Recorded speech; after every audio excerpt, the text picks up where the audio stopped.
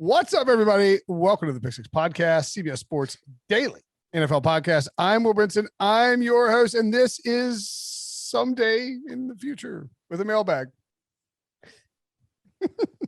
Super Friends mailbag. Joining me to break it down, Ryan Wilson and John Breech. What's up, fellas? Breech, I didn't ask you this because I forgot, but I did ask Brinson. Did you get your nifty windbreaker from CBS commemorating the NCAA March Madness is about to descend upon us? Not only did I get my nifty windbreaker, I wore it to the park over the weekend. There you go. And my daughter's running around just, introducing herself to everyone because that's what little kids do.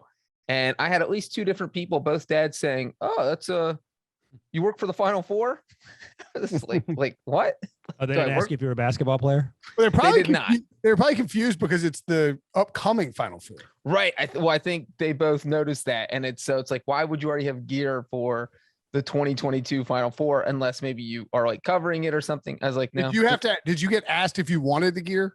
Was there an email? No. Oh, interesting. Brinson did not get any, would be my Correct. Why do I Brinson? bull crap? Anyway, today is Thursday, February 24th. Mailbag is being released the same day. I don't know what the hell is going on. If you're watching on YouTube, youtube.com/pick6, smash the like button. Feel free to comment on the video if you have don't ask questions in the video because it's not live, but comment anyway if you want to say hi. And if you haven't already, hit that subscribe button and make sure to turn on alerts when free agency gets rolling. You will want to have alerts turned on. In fact, really right now, you might want to have alerts turned on for the YouTube page because we will go live frequently, far too frequently, quite honestly. Leave a 5-star rating on Apple Podcasts or Spotify if you're listening on there. Spotify just added the functionality to rate. And if you want your question answered in a future mailbag, leave a 5-star rating on Apple with your question, and we will get to it at some point this offseason. If it's draft related, obviously we'll bump it up, free agency related, et cetera, et cetera. Any questions like that, let us know. We did some Twitter questions for this show. Thunderball 1596 says, does defense still win championships? The past two Super Bowls seem to support that, but the Chiefs Super Bowl win was fueled by an offensive resurgence in the fourth quarter.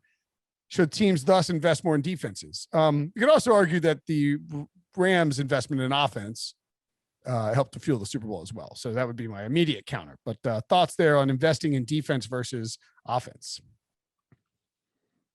Wilson? I think if you're going to be investing in anything, you're investing in offense, right? I mean, what's the last good defensive team that carried their team to a playoff, like a deep playoff run? Like the Bengals defense got better as the season went on. The Chiefs defense last year got better as the season went on. Perhaps I just said perhaps. Maybe the Patriots and the Rams Super Bowl a few years ago. They were really good, but again, that's more Bill Belichick game planning against a starry-eyed Sean McVay and a underpowered, undermanned Jared Goff. I'm trying to think, like, if you're giving me the choice of taking an elite edge rusher or an elite, not quarterback because we know the answer to that, but elite wide receiver, or maybe an offensive tackle. I think I'm ranking those things: offensive tackle, wide receiver, edge rusher. Yeah, I think defense can win. I don't know. I don't necessarily. I think the question is not does defense win championships? Because I don't think a team that is completely based around their defense is going to make like the Baltimore Ravens, right? Is going to make a run and win a championship like that, or the 85 Bears. But I do think that teams that having a defense in the playoffs, having a competent defense, or having a defense that can create sacks, create turnovers, get pressure on the quarterback in the playoffs is necessary. Well, I'll actually hold on. Let me just correct myself before people yell at me. And maybe this is what you're going to do, Breech. The Buccaneers last year had a good defense, so that's clearly Exhibit A. But they also had Tom Brady. Right. Go ahead, Breech. And so to that, I would just say I don't think, like to Brinson's point, I don't think we're going to ever see a team again like the 2015 Broncos, where the defense is carrying a limping Peyton Manning through the regular season and to a championship. A team like that with an totally inept offense is probably not going to win the Super Bowl. So you need something more than a strong defense. I think you need to be a team, and this year's Bengals is really a good example of, look, that offense was piling up points the entire regular season, But then when it got to the postseason, they didn't score 30 a single time. Their defense really carried them through the postseason. I mean, they didn't give up. 24 points was the most they gave up in any of their playoff games. They only gave up 16 to the Titans, 19 to the Raiders, and even the Rams only scored 23 in the Super Bowl win. So I think you have to have a good enough defense that's going to show up at some point, and it really feels like you have to have a good combination of both. What sounds like such a cop-out, but one of the stats we've talked about is point differential. And when you have a high point differential, it usually means you have a good offense, but you also have a good defense because you're limiting the other team's scoring opportunities. And when you look at the last 9 Super Bowls, 8 of the 9 champions ranked in the top 6 in point differential, including the Rams this year. So I just think you can't just completely build an offense and expect to outscore everyone, because that eventually fails. We've had 56 years of Super Bowls, and the NFL's passing champion has never won a Super Bowl. So it is hard to just throw your way to a Super Bowl without some sort of defense to back you up at some point, because it's at some point in the playoffs, your offense is going to have a bad game and you need a defense there to carry you, or vice versa. So I just think you got to build as evenly as possible, favoring the offense a little. Yeah, I think I was gonna, you look at the Broncos had a top 5 defense in 2015. 2016, the Patriots beat the Falcons, and the Patriots were an average defense, but they have Bill Belichick. So, I think that you provide a little bit of maybe an asterisk there when you talk about that. The Eagles scored 41-33 against the Patriots, but they had a top 5 defense by DVOA that year. In 2018, the Patriots did not. They had they were like weighted DVOA. Even with that Eagles Super Bowl, if Nick Foles doesn't play out of his mind, they're losing that game. So, well, and that's the thing, is their defense. That's the opposite of this year's Bengals, where their defense carried them, and then the defense got blown out in the Super Bowl, so the offense had to do the heavy lifting in the Super Bowl, and somehow Nick Foles did it. Right, and the 2019 Chiefs had an average defense. Like they were, we forget about that, and they played really well down the stretch. So I just think I don't think that you would want to, and this kind of goes back to when you're hiring a head coach, right? Or you're an owner who's, you're hiring a GM, you're hiring a head coach. What is their philosophy going to be? Like Ron Rivera is a good head coach, and I'm not saying he can't have a good offense, but for instance, you hire Ron Rivera, you're getting a program builder, but you're also getting somebody who's going to be focused on defense. Look at Vic Fangio, right? I mean, how go through the list. I mean, but the issue may be more age than side of the ball, because Brandon Staley, who I love more than anyone, is a defensive guy. Right. Yeah, I'm not saying you can't hire a defensive guy. I'm just saying that I think sometimes that the approach to how they want to operate the team, like Mike Zimmer, right? I mean, Mike Zimmer had a lot of success in Minnesota, but he also, doesn't want to have an offense that's like a championship caliber offense. And that's why I think you need to build around offense, but also make sure you can supplement it with defense. And if you want to win a championship, I mean, Breech, you're not wrong. I know it is like a cop out, but you have to have both. You have to have the 2009 Saints are a good example, elite level offense and a defense that, even though it was fueled by bounties and illegal paid to players, was, a team that could create a defense that could create turnovers, get hot at the right time, got hot down the stretch. Same thing with the 2019 Chiefs. Maybe they weren't, you're not going to win with a bottom of the barrel defense. It needs to be an opportunistic defense, but I would not want to build around defense. So 8 hires, new coaches were hired this offseason. Without looking and without thinking, first number comes to your head. How many were defensive guys? Go. 2. Don't think. All right. You're both right. 2. I don't know if you cheated. Whoa. No, I just guessed. Yeah, 2. And 1, Dennis Allen, I don't even know if he counts because he was sort of already there. Matt Eberflus. But the other one's Matt Eberflus, right? Yeah. Who a lot of people like, and perhaps he's more like Brandon Staley in terms of being new agey with his philosophies as a head coach, as opposed to being a grizzled old defensive guy like Mike Zimmer, for example. Yeah, and look, I mean, I'm not saying you can't hire a defensive head coach, but I think that defensive head coach needs to have a mindset about how they want to approach building the roster out and what their approach is going to be on offense. And just inherently, defensive coaches are going to be a little more conservative. Although I guess anyway. So to answer the question, yes, defense still wins championships, but not in the same vein that it used to 25, 30 years ago. I think defense wins championships when it balances the offense. Yeah. Like the Rams are a good example. They're really good on both sides of the ball, and they burned through all their picks, and that worked for them. It may not work for other people, but if the Rams didn't have a good defense, they probably would have lost. If they didn't have a good offense, they would have lost too, and Breech wouldn't be here. He'd be celebrating, I don't know, wherever the Bengals would celebrate. In a river full of chili. How was your daily cry today, Breech? You know what, Lord. Brinson? It wasn't as long as the past 11 days. So it gets progressively shorter by about 3 seconds each day. But since the first one was 5 hours, we're just barely. Can you imagine getting Breech's down. wife saying to his 18-month-old, "Yeah, don't go in that room, Daddy. Daddy's got cry time for the next." She 15 minutes." cries with me. It's The baby cries with me. Except like she's like the- hungry or something. It's like the gif of Tobias Funke in the shower, like is like sobbing uncontrollably. Why does Daddy shower 7 times a day? Don't worry about it. He's just crying. Brinson, the gloves are off. You don't get your windbreaker, and you're all in on Breech. Just as an example from this year. So the Bills, and I'm looking at DVOA.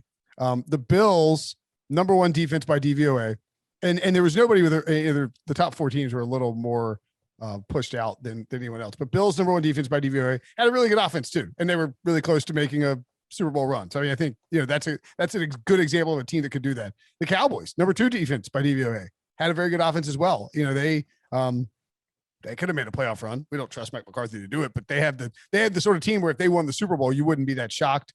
And then 3 and 4, the Saints and Patriots, and both teams either made the playoffs or close to making the playoffs, but had massive deficiencies on offense that made it almost impossible to picture them winning the Super Bowl, right? Rams at 5, Cardinals at 6, both playoff teams, 49ers at 7. And then, like all those teams could have won it. And then the Colts at 8 and Tampa at 9. Miami had the 10th defense by DVOA. I mean, I just think you can easily sort those teams by Super Bowl contender or not Super Bowl contender based on, do they have a good offense?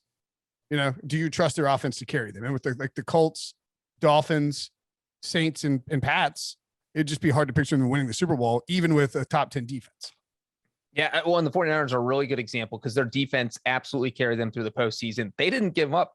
Nobody even scored, or I guess the Rams scored 20 on them, but they didn't give up more than 20 points in any of those games. They shut down Aaron Rodgers. They held the highest scoring Cowboys to 17 points. And so, but again, if you don't have that offensive help, that defensive, it's only sustainable for so long. And we saw it end in the NFC title game, the game they probably should have won because they were winning by 10 in the fourth quarter. Yeah. I mean, I would argue that they could have easily won the Super Bowl, but they didn't even get there. Right. Like if you give them a little more, offense and you feel really good about it. Okay. You put a little more stick them on Jaquiski Tartt's gloves. There you go. Kwaski. It's Steve Lovell says, how long until we talk about Aaron Rodgers being a flat track bully? I love it. All right. So first of all, I had to look that up. Do you guys know without looking what a flat track bully is? I thought it was like a golf term where you just sort of go low on like really easy courses. And what were you going to say, Breech? Well, I also looked it up because I was not going to come in here looking like a fool. Brinson's right. It's in general a sports person who dominates inferior competition, but that right. Works for the golf comparison as well. Well done. Thanks.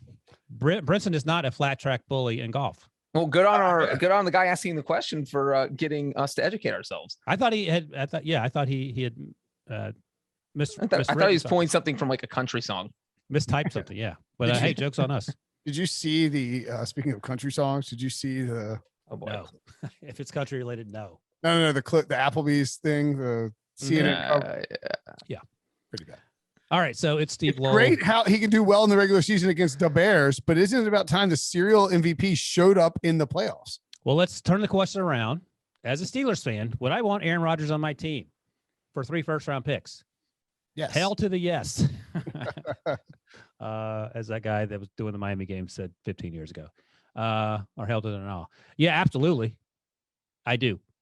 That doesn't change the fact that perhaps he doesn't show up against biggest competition, but I do wonder, is this a function Breech of just Tom Brady being so good for so long that we think everyone's supposed to be that good, or just Aaron Rodgers choke in moments he shouldn't? I do think it's a combination of both. Man, 2 questions where I'm just copping out totally here. But you do have Tom Brady has spoiled us all, and Tom Brady has set the bar so high that it's going to be impossible for any quarterback to meet that standard where you say, hey, look, we've got this guy who's won 4 MVPs. How come he hasn't won more Super Bowls? Tom Brady doesn't have 4 MVPs, and he won 7 Super Bowls. And so it does feel like Aaron Rodgers absolutely should have more rings on his fingers. And you look at what happens in the postseason. I don't remember, someone this week wrote a big critique of Aaron Rodgers. And, it's something I think we've all been saying, but haven't done a long form piece on it, is that he kind of gets tight and puckers up in the playoffs. He doesn't take these risky throws. He's not, we always talk about how his interception total is so low. It's because he doesn't take a ton of risks, especially in the postseason. Would you or would you not want him on the Steelers in 2022? I would not. Okay. That's where I'm going. Yeah, no, this is not. And Aaron Rodgers is probably the best quarterback in the NFL going into next season. There's no doubt about that. Two-time rating MVP. Yeah. But does that mean that he hasn't struggled in the playoffs? No, I get that. All right. Let's remember, for whatever crazy reason, this is because this is so long ago, and this is because how stupid, covering the NFL has been for so long. Like, after he lost to the Cardinals in his first playoff game, they're sort of like, is this the guy Favre? Can he win in the big moments? It's like he threw for 423, 4-1. And then the very next year comes back and has a fairly epic, although he laid an egg against the Bears in the NFC title game, in a game where Jay Cutler couldn't play because of an injury that people called him soft for, but otherwise had an almost perfect run in the postseason, including an outstanding Super Bowl. Wins a Super Bowl. So let's kind of look at it from after that. And I think you can put the losses in some context. But real quick, that first game was the one where they lost in overtime. It was an insane. Nobody blamed that on Rodgers. Nobody was saying, because remember, Peyton Manning had that he can't win the big game, and no one blamed that first loss on Rodgers. And like you said, he won Super Bowl next season, so there was nothing there. But then they went. There was at least like the guy who replaces Favre didn't get to can't beat the. There was some of that. There was. I think it started more when they went 15-1 in 2011. Looked like one of the best teams in NFL history, which is where you're going, and then lost in the first round. Yes, so they lose to the Giants, the eventual Super Bowl champion Giants. Rodgers goes 26 of 46 for 264, 2 touchdowns and a pick. Like, that Giants team had a great defense, and that was a really, really bad loss for the Packers. Hold on. That Giants team actually had a horrible defense, but they played great in the playoffs. They were the lowest ranked defense to ever win a Super Bowl. Oh, right. But they had pass rush. Like, they had. Yeah, it all came together in the playoffs. The defense was, if you just go by the playoffs, they were like the 1985 Bears. But when you look at the entire regular season, they had a pretty bad regular season. By the way, it's worth noting, Steve Lavelle, I can't read, doesn't ask about how good Aaron Rodgers is. He just says, shouldn't he show up in the playoffs? Yeah, we're going through. So then I know, but I was just sort of saying I love Aaron Rodgers because he's good. I want him on my team. But the reality is, as you guys are noting, that he hasn't showed up. Packers were an 8-point favorite. 8-point favorite in that game and lost by 17. That was a really bad loss at home to lose by 17 to the Giants, a team that had snuck in as a wild card. And beating the Falcons. So that loss can probably be a little bit pinned on him.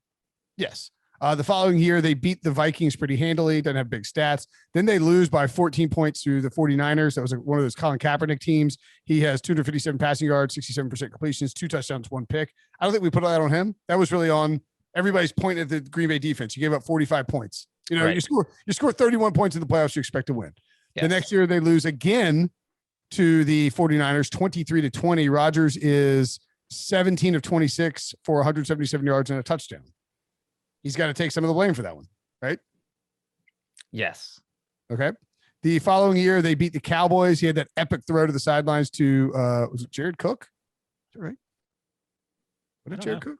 I'll give you credit for that. It seems like a good guess. Sounds right. Or is it Jermichael Finley? I think it was Jared Cook. Jermichael Cook. It was Gerald Finley. Stop it. By the way, while you look this up, let me tell you something quickly that you will not believe. It was Jared Cook. 36 yards. Yep. On 3rd and 20. Yeah. I'm hesitant to say this out loud, but I will for fear of repercussions. I just got a text from Spanky Wakeman, which is how I have Sean Wagner McGuff in my phone. You actually have it saved as Spanky Wankman? Yeah, I love it. Just because someone called him that, like some reader was angry with him and about something he wrote. He said, if we're planning, he's talking about me, if we're planning to watch the Arsenal game, don't tell him what happens because he's going to be in class and he wants to watch it and enjoy it later. So I said, I'm not going to tell Brinson that because he'll just text you every 5 minutes. But I just told you because it's just too good not to. What time All right, what time does Arsenal play on Thursday? It must be 2:45, maybe 3 p.m. Eastern time. Okay. Just asking for a I'll friend. be providing updates. Don't text Live- that for it. So Live updates coming, baby. No, I'll forget to do it. Don't worry. Okay. So anyway, moving along through Rodgers. They play the next year. They beat Dallas. Then they lose to Seattle 22-28. He's 19 Whoa, or 30. whoa. Where are you? Remember he beat, Okay, yeah. He beat But that- Dallas. that Oh game no, was- and the Jared Cook game was the 34-31. Dallas game. Yeah. I'm trying to think. The first Dallas game was the Dez Bryant catch game. Oh God, that's right. And that's right. That's the did Dez catch it. But Rodgers played great in that game. I can already hear Cowboys fans. They were probably saying, you guys got it wrong the whole time. Then you started the soccer conversation and they're still mad. And then we had to flip back and correct ourselves. But yeah, the first one was the Dez catches game. Then they play the Seahawks. Now hold on. And they blew. That's the Seahawks game is where they blew the lead. Oh my God, that's right. That's where they in the championship game where it goes to overtime and Russ throws the walk-off winner and Michael Bennett's riding the police bike. They were up 19-7 with 2.5 minutes left. A couple things. Quarter. The onside kick that got messed up by I don't remember the kid's name, but he Richard got yelled at. Rodgers. Well, I was going to say we shouldn't bring his name up because he was getting death threats, and I'm sure they'll only rekindle some fires and some angry Packers fans. Number one. Number two, that was the game where Mike McCarthy kicked a field goal 25 times from the 2-yard line. Yep. So I can't blame that on Aaron Rodgers, even though he just haven't.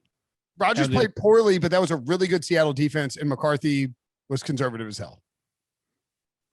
Right. And to the point, I don't know, was McCarthy fired shortly thereafter Breech, or was that a while after? That was a while after. More than a year? Like 3 years. So 2016 or after the 2015 season, they play NFC East champion Kirk Cousins and the Washington football team. In Washington, beat them handily. Rodgers plays fine. It wasn't a close game, and he played well. They lose to Arizona the next week at Arizona. He didn't play that well. So they scored the other overtime game. Yes, that was they scored 20 points. One of those touchdowns was a Hail Mary on the last play of the game. Right. So it's you can kind of pin that one on Rodgers. The Cardinals deserve to win. They played better. The Packers got one very awesome, I would say lucky, but Rodgers is so good at that it seems more like a skill play at this point. And then that sent it to overtime, and then obviously they lost. God, the Cardinals got absolutely smoked by the Panthers in the NFC Championship game that year too. It was like 45-19 or something. Oh yeah, I remember that game. Who was their starter? Carson Palmer. Oh yeah, I was like, yeah. That's we're in the Broncos Panthers. Right. Yeah, Jake Delhomme. That whole double Cowboys game has completely thrown me off. So then the next year they have the boat game where they crush Ben McAdoo's New York Giants after the Odell Beckham boat picture. For that? What's that? Does he get credit for that at least? Or are you blaming the people going on the boat for him that has nothing to do with Aaron Rodgers? No, he threw for 360 yards, 4 touchdowns, and no picks. They absolutely destroyed him. He gets all the credit in the world. Then they beat Dallas in that It's game. all the credit there. That's the Jared Cook. Yep, that was him. Then they lose 44-21 to a dominant Falcons team. Rodgers played fine.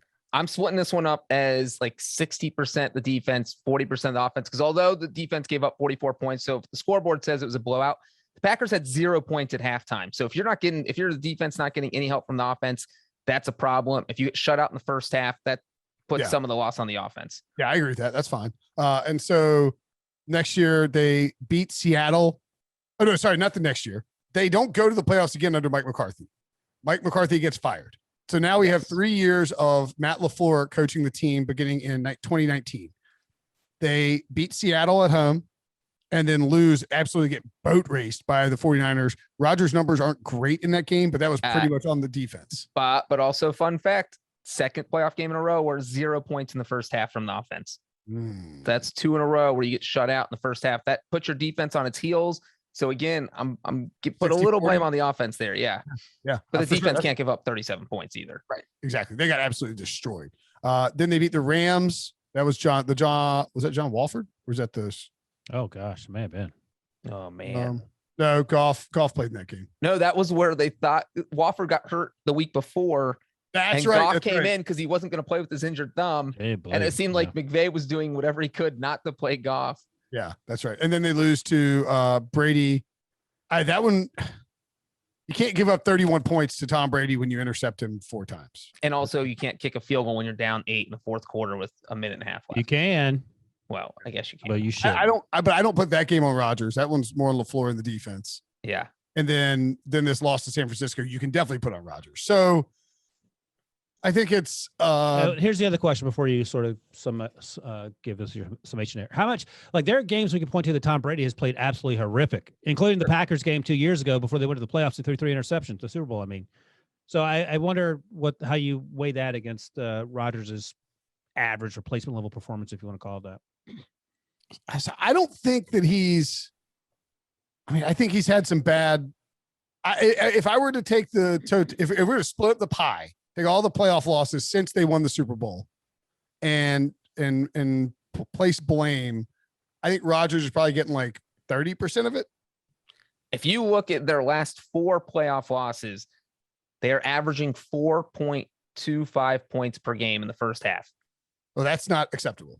Right. So, like, automatically, you're probably going to be trailing. Your defense 14. is playing on its heels. You're not scoring more than 4 points per game in the first half. That's a problem. But I mean, look, we could blame Rodgers, but is that a function of conservative play calling because you get to the playoffs and you know? Well, it's a combination of LaFleur and McCarthy. It's not like all these games are McCarthy. So we can blame the coaches, but there's 2 coaches and 1 quarterback. There's one constant. There's one constant here, and it's the quarterback. All right. I don't think Rodgers is like some playoff choker. Send him to Pittsburgh. That's the only solution.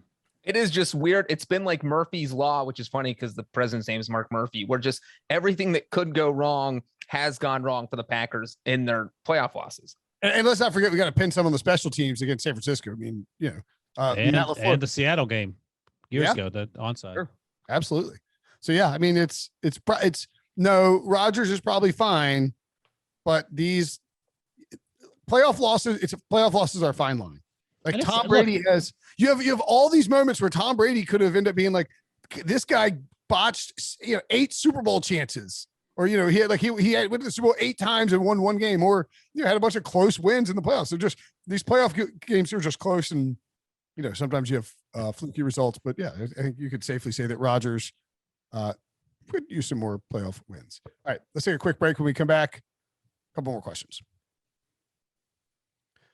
At Godless Key asked, the last 2 Super Bowls at State Farm Stadium brought us the helmet catch and Malcolm Butler's INT. What crazy play or memorable moment will come out of next year's big game in Glendale?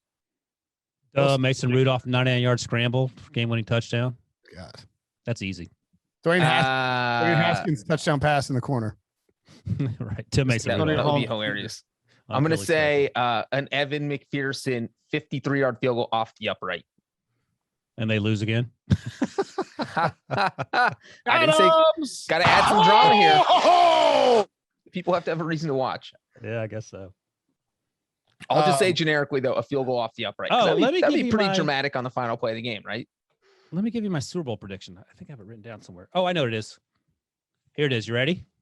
Oh, 2 middle fingers. No. I said this on HQ like right after the Super Bowl because they asked me crazily. My Super Bowl prediction is the Eagles over the Broncos. And you can do the math. Who do you think is starting quarterback? One is easy. One you have to do a little math on. Is it Aaron Rodgers and Russell Wilson? That's what I was going to say. Yeah. That's pretty obvious, I guess, huh? So that's the only way those 2 teams are getting to the Super Bowl. 3 first-round picks for Russ if you're the Eagles. I do that in a heartbeat. Maybe you split them up. You don't do all this year, whatever.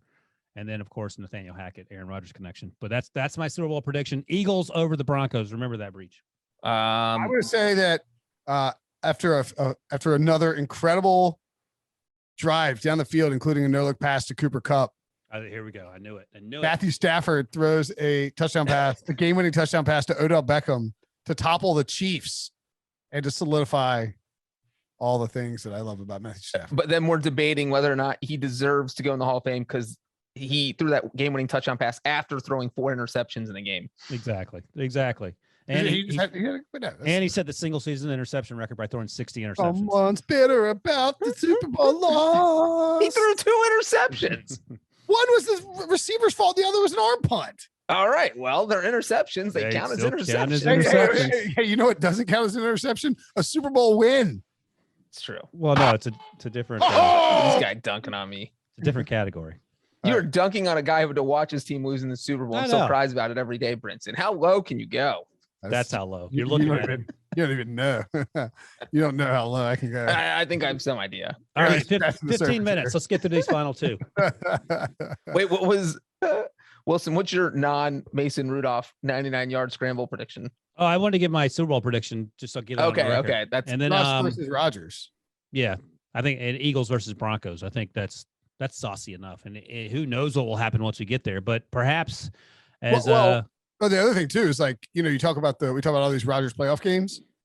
I mean, Rodgers to Devontae Adams in the corner of the end zone, Big Ben Santonio home style to walk off his career with the second Super Bowl would be pretty incredible. yeah, no one's talking about all the other stuff if he does that. And I think 2 Super Bowl wins is certainly enough over the course of that career, so people quit whinging about that he hasn't gone to the Super Bowl enough either. Yes. Right. I mean, just like Peyton got the second one and everybody's like, all right, cool. But the reality is Peyton shouldn't have gone to any of them. So the fact that he made one was a miracle. The fact that he won 2 is he Stealing just money, baby. happens to be in the right alternate universe. He's in the exact right universe. All right, what's next? Next. I can tune out for this one. Go ahead. At the _ Pablo Man as your number one fan from Scotland. Shout out Ooh. Scotland. What Scotch? Good day, mate. What Scotch single malt whiskeys have you tried? Also, what teams do you think will be looking to draft our very own Scotsman, David Oyabo, and how high will he go? Top 10. You guys want my Scotland story real quick? Sure. Well, just so we're clear, I was doing an Australian accent and I was ripping up Dumb and Dumber. when I was That's thinking why I about it. laughed Thank you. because it was funny. I Brinson got did it, good. Wilson. It's only 30 seconds long. It's not even that good of a story. So when I went to Europe with my wife, we flew into Scotland, and you know, if you go in, we fly overnight, don't sleep, and then go out that whole day and check things out so that you're dead the next day and you get used to the time zone and you can just fall asleep right away. So we're out to dinner in Glasgow. I thought you were going to say you guys made out the whole time on the airplane. That's why you didn't get any sleep. Well, I mean that too, but it's frowned upon because there's so many children around.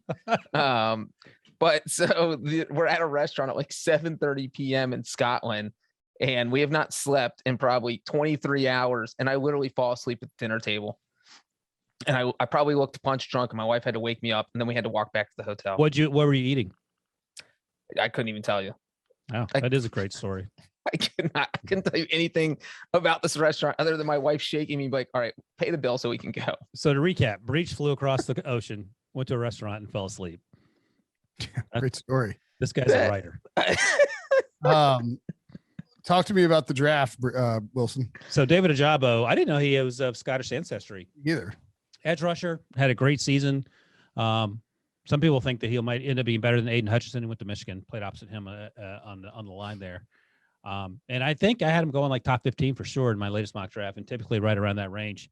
He's good, man. He's really good. And if you need an edge rusher and you're picking in the top 15, he is not a bad way to go. And he could even go higher than that, especially for teams that, see the potential in him, as we like to say, because just scratching the surface. And of course, everybody's favorite Scottish player is the Scottish Hammer, Jamie Gillan, who got cut by the Browns recently. He's the And I part. think got signed by the Giants. Yeah. Yeah. He has the long hair. Yeah. So what's your favorite? So I mean, I'm not as big a Scotch guy as I am a bourbon guy. My dad is a big What's the difference? One's just in Kentucky. Is that it? American versus Scottish. But it's similarly made. Yeah, yes, I think so. But Do they taste similarly? they do taste similarly, but not all the time. Gotcha. Scotch is a lot peatier and like a lot sort of Earthier. smokier, earthier, I think, and bourbon maybe can tend to be a little sweeter, a little oakier. Gotcha. So those, and rough approximation there. I would say that so Lagavulin. Well, I don't know if that's. I mean, like I know these are some of the ones I've had. Macallan 12 is freaking awesome. My in-laws got me some of that for my birthday, and it is fantastic. Is that what you bought, Breech, on your winnings in Miami when you didn't invite me out? The only Glenn Levitt and what did you say, McCowan? I think those are the only two scotches I've ever had in my life. I assume Johnny Walker's. Oh yeah, I guess Johnny Walker. Does that count? My dad drinks Johnny Walker Black Label. Johnny Walker Blue Label is incredible. If that's what Jerry Jones drinks, $200 a bottle. How much is Black Label a bottle? Not $200. Yeah, like $40 for. Oh, okay, that's different. Gotcha. Yeah. I mean, it's a huge difference. Maybe it's $60. I'm not sure. Glenfiddich, I've had a lot of. And what was I looking at? Springbank. Let me see if I can find Springbank 10. Yeah, Springbank. Springbank 10-year is $100 a bottle. I want to say over Christmas that my dad had busted out like a Springbank 12, or I don't know if they have a 15. But it was a really, really nice scotch. But Springbank, very good as well. I'm trying to think if there's any other. I mean, there's a ton more, obviously. Glenlivet is very good. And these are probably like more generic scotch. Like I don't know if I've never been to Scotland, so I don't. Breech went to sleep there once at a restaurant. I did. I went to Edinburgh too. So I have a question for you might have been telling the story, but I wasn't listening. Did you say you went on like a tour? And then I went to Stirling, Glasgow. Had to go see William Wallace's sword. Yeah. Could you pull it out? You didn't go like taste a scotch tasting tour or anything? We did not. That's a mistake. I mean, we had plenty of scotch. Okay. So, do you remember the ones you drank? No. Okay. I fell asleep at the restaurant. You think I remember anything? Right. We're lucky to remember I had any scotch. I have a question for Papa Man. The typical Scottish drinker. What do you think the mix is between beer consumption and perhaps scotch consumption? That's my question for Papa Man. Breech, you were asleep the whole time, so I would ask you, but you probably don't have no recollection. I would guess that in Scotland there's more scotch. I don't know. There are a lot of. It seems like a lot of people drink beer though, because we were at a few pubs and there was a lot of beer being drank. Well, yeah, I mean, you can't just drink scotch all the time. I mean, you can. I mean, yeah, you can. Yeah, then you get your own podcast, and it's called the Pick Six. Oh, that's hard. Pick six scotches. Yeah, there you go. That's your future. From Spinny G, you're dropped on a desert island with a solar-powered boombox and allowed to bring one album to listen to for the rest of your days. One musical album. I love this question because we used to do a list of 10. We would when we ran our old site Brossom, we would ask people to give us your 10 desert island albums that you can take with you. And you can see you had to pick a list of 10 albums that you would take on a desert island.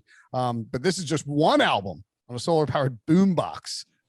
What album are each of you taking? Before we embark on this, I think this is an important one, or this is an important distinction for me. Do live albums qualify? I don't care. I mean, unless you're talking some Fish album that's 20 hours. Is that what you're trying to do? It can't be one you like made at home and where you meshed a bunch of songs together. No, that's not a mixtape. The band released an album that is a live performance of theirs. I think you're going to get a sick of the audience applauding all the time. This is the rest of your life, man. No, I think he's trying to loophole in an extra 3 or 4 hours. Okay, so like The Last Waltz. No, it's not about time. It's just about like my favorite albums. But like The Last Waltz. If it's 2 hours or whatever, I don't care. You can do whatever you want. If it's 8 hours, then that's where I might have to take it up with the board. Okay. But at the end of the day, I'm fine with it. That's fine. Okay. I think I have my album. Actually, not as hard as I thought. All right, what's your album? I'm going to go with Low End Theory, Tribe Called Quest, 1991. I listened to that a lot in college, and I was thinking like I don't want to listen to like Dr. Dre or Snoop Dogg nonstop, but like Low End Theories, you can chill out, and you're gonna be laying there staring at that GD boombox all day, so you might as well try to chill out as you try to figure out a way to grow some herbs on that island so you can relax. Well, see, that's the thing with this question is if it's 10 albums, you're gonna want to mix it up. Yeah, you're going to want to have some diversity in there. Like, some days you're going to be feeling hyped up. You're going to want, that Dr. Dre album. This is one album. So it's not about like, check out what kind of cool music I appreciate. You're not like, because no one's going to be there. It's just going to be you. You're by yourself. Like if you want like a Beethoven symphony. Like by all means, go for it. If you like listen to like, you don't want to be like, oh, Nirvana, Nevermind is a seminal rock album of the Right. 90s. Nine Inch Nails, and you're killing yourself because Trent Reznor's yelling and screaming for drowning yourself like trying to rock to yourself. Exactly. Breech, do you know, or do you want me to go? I would go with Britney Spears. Hootie and the Blowfish. Ah, there it is. Cracked Rear View. Is that the first one? It was the first one. I think it might have been the first album I owned. And it just says, like Brinson just said, you have to stick with something. You have to listen to it for the rest of your life. So you are thinking you want to like most of the songs on the album. Sitting on a fence. But there's like 6 or 7 good songs on that album. So that gets you through. There's no album where you like every song. You know, it's funny, Breech. Or you love every song. I am so old that must have been my sophomore, junior year of college, I got a bootleg of some Hootie songs before they came out, and they were sort of an underground band. And then the next year or so, that album you're talking about came out, and they obviously were big, but I was on the Hootie train, something not very many people would brag about. A good 18 months before they became what they became. All right, I can't wait to hear emo Brinson's pick here. We need Spanky McWankman. Wilson, I hope the statute of limitations is passed on you admitting that you were getting bootleg albums, or you're going to have the Napster people come after you. Napster people. Who shut down Napster? The motion picture. Somebody sued everyone. That's who's coming after you. All right. To make you pay for those albums. I can't believe you actually just said if I had to take one album to a desert island, it would be Hootie and the Blowfish. Hey, it's upbeat. Breech is pretty upbeat. Look, it's your. Why are you get going? Well, I can't wait to make fun of Brinson's choice now. I mean, yeah, it's gonna be. It'll be the Fish live from Canada. Their American stuff is good, but whenever they go to Canada, they just take off. It's way different. You done made Breech mad. The thing is, you're not wrong. I can't. Go ahead. Let's hear it. You're not that far off. I was gonna widespread. Well, I mean, it's definitely gonna be a widespread album if I pick my. Yeah, there it is. Although, well, no, I was just gonna say like if one album, it's got to be something I know I can listen to over and over and over and over and over. That's why Breech picked Hootie. I know. It was just Hootie and Blowfish was out of left field. I feel like that's fair to say. No, like I picked. What? I said Britney Spears. That's his genre. Like he likes. Did you know that Breech liked Hootie and the Blowfish? I didn't. But there's not a huge jump from Britney Spears to Hootie. Is what I'm saying. Okay. Is Breech Arrested Development in the early 2000s? If he said Bjork or something, I'd be like, okay, wait a second, that doesn't make sense. Yes, Hootie's a little surprising. That's all. Yeah, I'm all right with it. Go ahead. What is You're it? just jealous because I bet that was Brinson's album, and now he's mad because I have it on my island, so he can't have it on his island. I'm scrambling to replace Hootie and the Blowfish. Yes, that's so filibustering. No. I was going to say that I'm not filibustering. Like if I could take a live album, that's what I would take. Take it. We don't care. I would take either The Last Waltz or is that Widespread? Yeah, no, that's the band. And they have tons of guests on there. It's incredible. And it is like produces a CD, but it's like it's a ton of songs, so it's just sort of unfair. Panic, Widespread Panic in the Streets, or Life Fuse Get Away is the Panic in the Streets concert. That's a live one too. And then My Morning Jacket. Is it Okinos? I would look at taking if I had 10 albums, for instance, like I'm definitely taking a Sturgill Simpson album, and I would have to pick which one I'm taking. I would consider Sturgill Simpson's Bluegrass for the island, because I think that's a pretty good, fairly good island vibe. But I'm going to go Panic Every Day, the Red album. I think all of my albums would probably be out of the 90s. So. Yeah, I mean they're like early 2000s, right, for sure. I mean that's just what we listen to is like, when you're in your teens. It's like something you listen to in your teens that you probably wore out that you can listen to over and over again on an island. I mean, so Breech just said his first tape or CD was Hootie. What was yours, Brinson? I know mine. I think mine was Pearl Jam 10. So I got a CD player for Christmas, like in 19. Must have been. Player. Yeah, like it was like. No, I take that back. Pearl Jam 10 was the first one. Like I went and bought, I think by myself my mom let me go in. I think there's definitely like an MC Hammer situation involved. Right, early 90s. It sounds like. So I'm trying to think. I must have been 12. So like late 80s, I got a CD player for Christmas because it was a thing. Previously, I had bought cassette tapes. So the first CD I ever got was Tracy Chapman's. I don't know if The Fast Car was the name of the album, but that album. Only for that song. The rest of the songs I was not crazy about. That's what you had to do back in the day, though. Fight or flight, man. That's Unless right. you had a way to record that one song, you had to buy the whole album. That's And how they got you. recordable CDs were like a game changer. Just required 40 hours of manpower to make those things, to pull them off. Yeah, I think the answer's 10. I think because I remember going into Sam Goodies. No, it was like this like independent little record store in a crappy strip mall in High Point next to the Rockola Cafe, which is now RIP Rockola, is now Hooters, I think. Rockola. That was the North Carolina version of Hard Rock. Is that right? Sort of, yeah. I have a vague recollection. They had incredible cheese fries. Rockola. And I remember going in there and just I can picture like coming out with the 10 is the album there, and it's first CD. I don't know what the first CD. Hootie. It's Hootie. I mean, it was Hootie. I definitely listened to a ton of Hootie. I mean, The like, answer's always Hootie. Oh, he's got Hootie. It all comes back to Hootie. All right, you can tell us on the next pod.